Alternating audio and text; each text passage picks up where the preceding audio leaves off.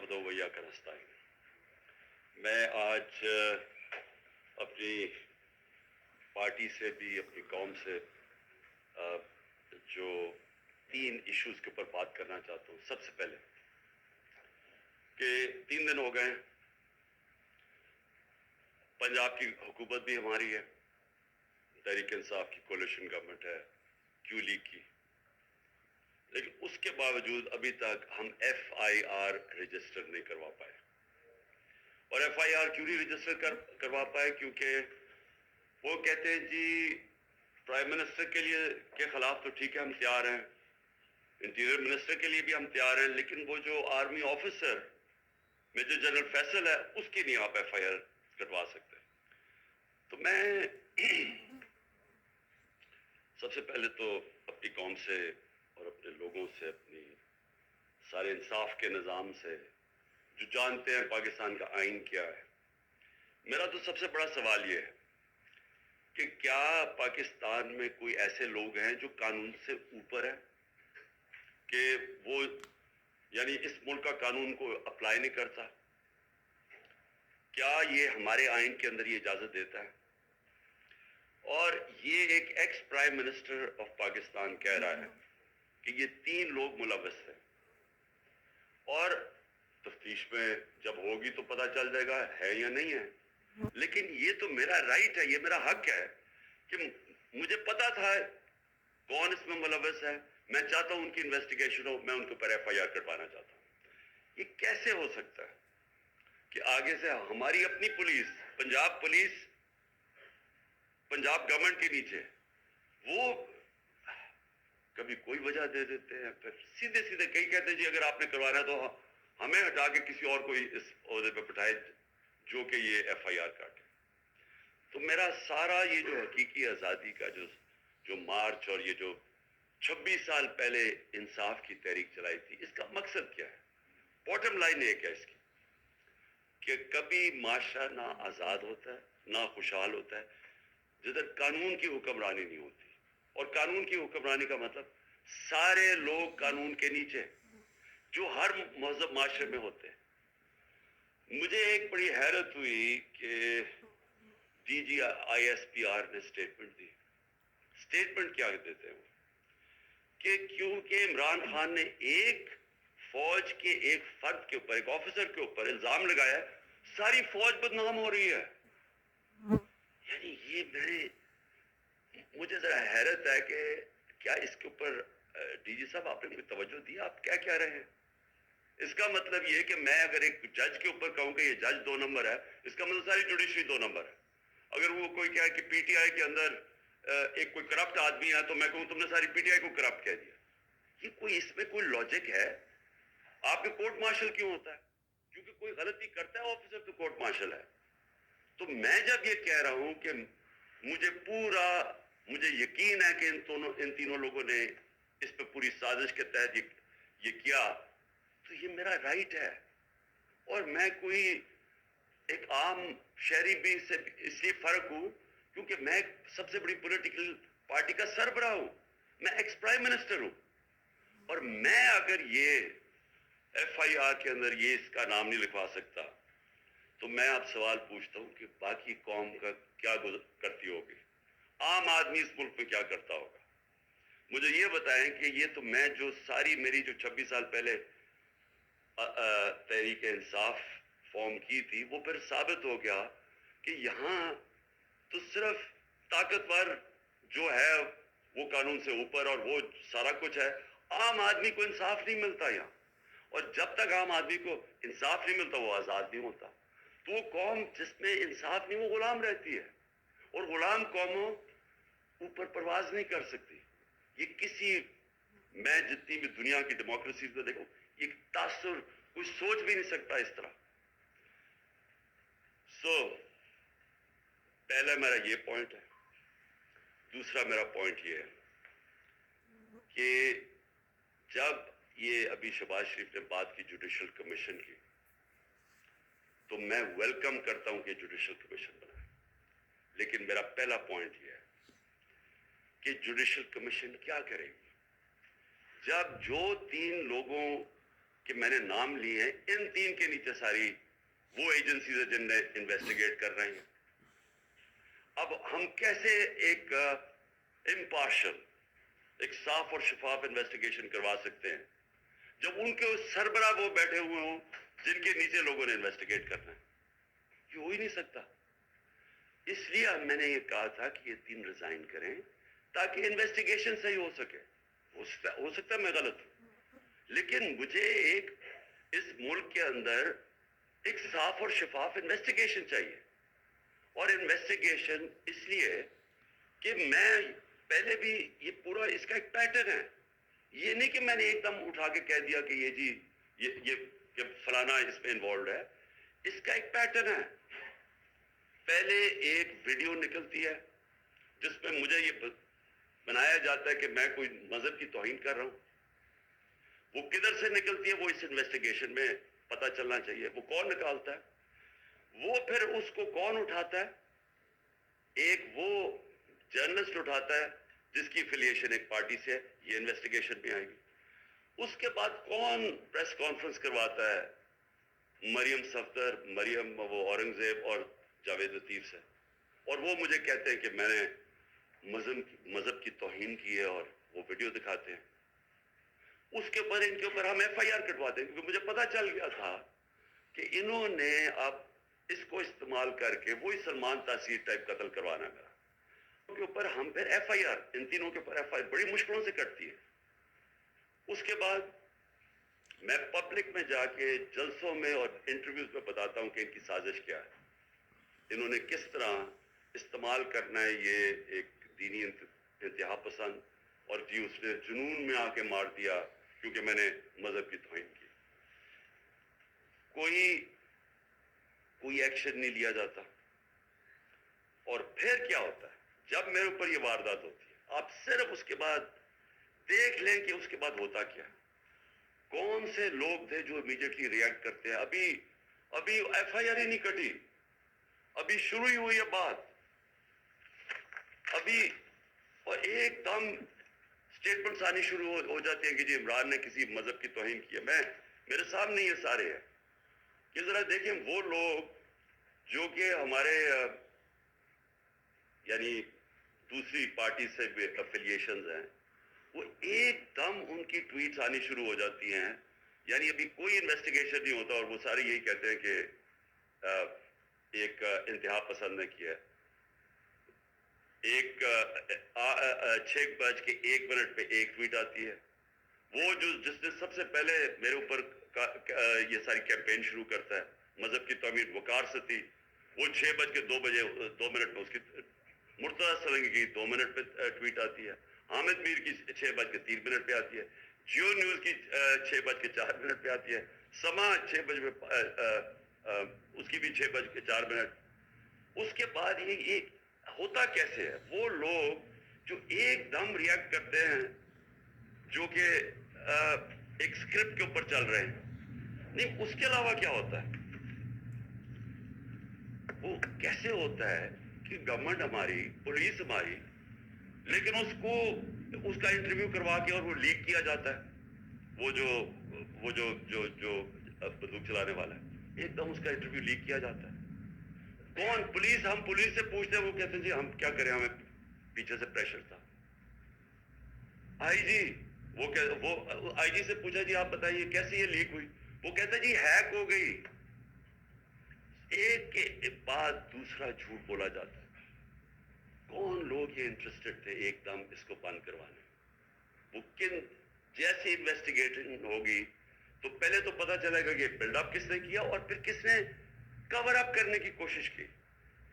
تو جب آپ یہ ہمیں کہتے ہیں کہ جوڈیشل کمیشن, میں کہتا ہوں اس سے بہتر چیز ہی نہیں, لیکن جوڈیشل کمیشن جو سب سے پہلے کام ان کو کرنا چاہیے کہ جو لوگ ایکیوزڈ ہیں اس کے اندر, وہ کیسے ان پوزیشنز پہ بیٹھیں گے جدھر انڈیپینڈنٹ انویسٹیگیشن ہوگی. نمبر 2, میں یہ چاہتا ہوں کہ جوڈیشل کمیشن انکوائر کرے ارشد شریف کے اوپر, کیونکہ ہمیں پتہ ہے ارشد شریف کو کس سے خطرہ تھا. ارشد شریف کی والدہ کو پتہ ہے کہ کس سے کس سے ارشد شریف کو خطرہ ہے، اس کے اور صحافیوں کو پتہ ہے کیوں وہ ملک مجبور ہوا چھوڑنے پہ، کیوں وہ دبئی سے آگے جانے پہ مجبور ہوا. اس نے بڑے لوگوں کو بتائی ہوئی ہیں چیزیں کہ کون لوگ ملوث تھے.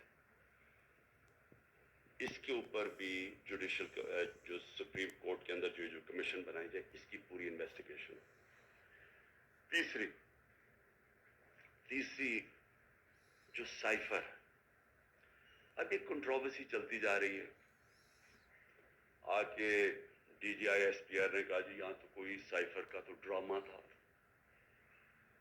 اگر ڈرامہ تھا تو سائفر کی انویسٹیگیشن کیوں نہیں کروا رہے؟ ہم تو گورنمنٹ میں نہیں تھے، ہم نے تو آرڈر کر دی تھی کمیشن فوری طور پہ انویسٹیگیشن کرے. ہم نے تو اسپیکر نے بھجوا دی تھی چیف جسٹس کے پاس انویسٹیگیٹ کریں. تو اب سوال یہ ہے کہ کیوں نہیں کسی نے انویسٹیگیشن کروائی؟ کیوں ڈرے ہوئے انویسٹیگیشن سے؟ کیونکہ آپ جو ساری بات بار بار کہتے ہیں کہ جی ہر قسم کی آتی کہ جی یہ تو آتے رہتے ہیں ایسے سائفر. میں ایک ملک دنیا میں نہیں جانتا جدھر اس طرح کا کوئی سائفر آئی جی ایمبیسڈر کو پرائم منسٹر کو ہٹا دو. تو کیوں نہیں اس کے اوپر آگے بات کی؟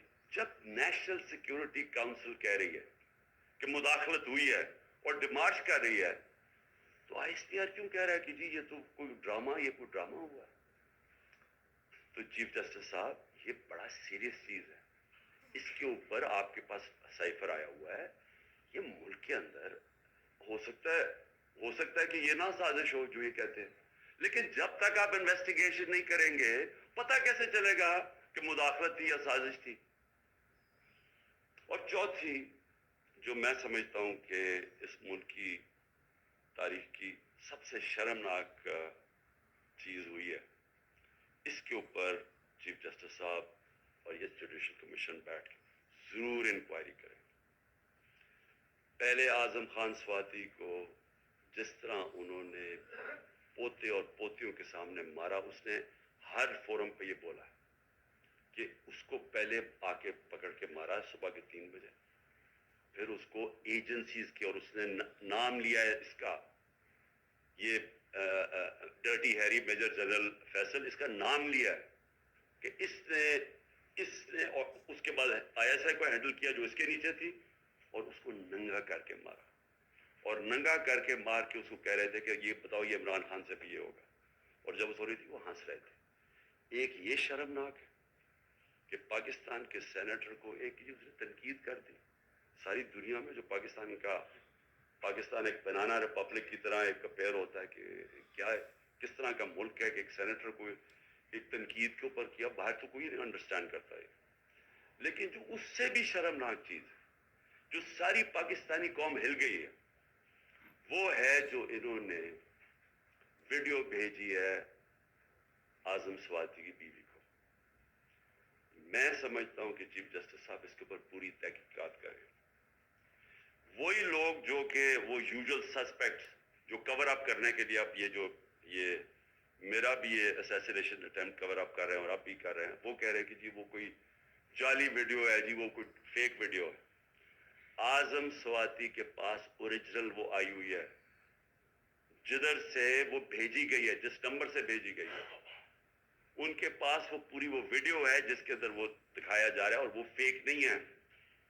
اور اعظم سواتی نے مجھے رات کال کر کے کہا کہ وہ سپریم کورٹ کے باہر وہ وہاں بیٹھ کے احتجاج کریں گے، دھرنا دیں گے، وہ ڈیمانڈ کریں گے کہ سپریم کورٹ ان کو جسٹس دے.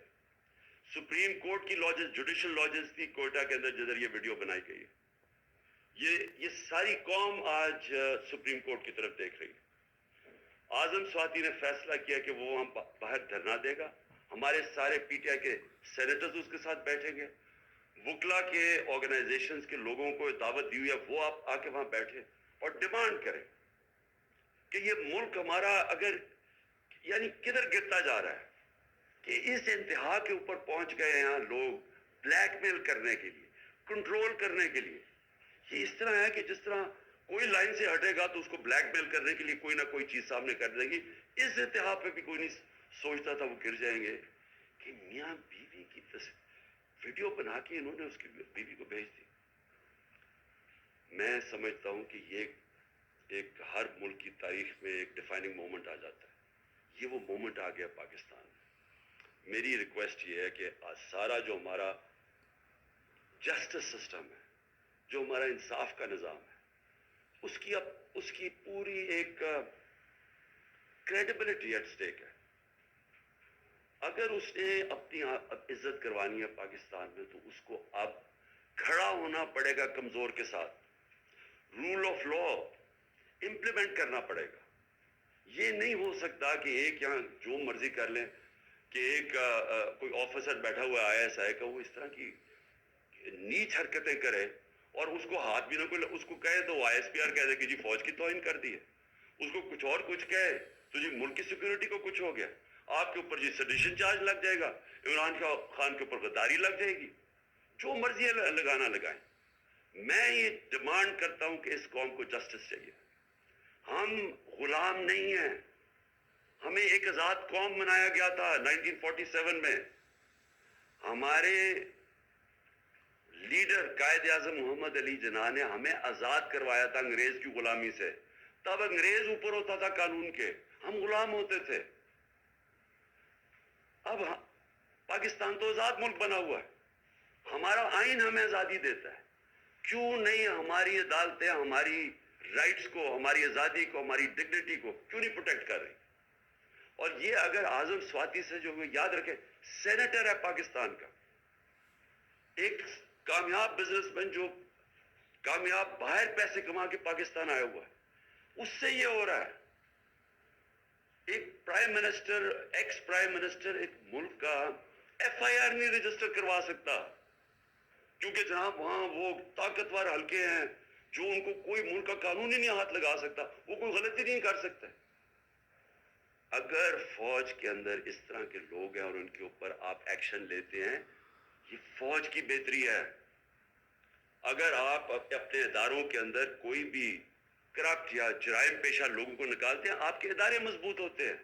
اکاؤنٹیبلٹی سے ساری دنیا جانتی ہے کہ جمہوریت کی کامیابی اس لیے ہے کہ جمہوریت میں اکاؤنٹیبلٹی ہے.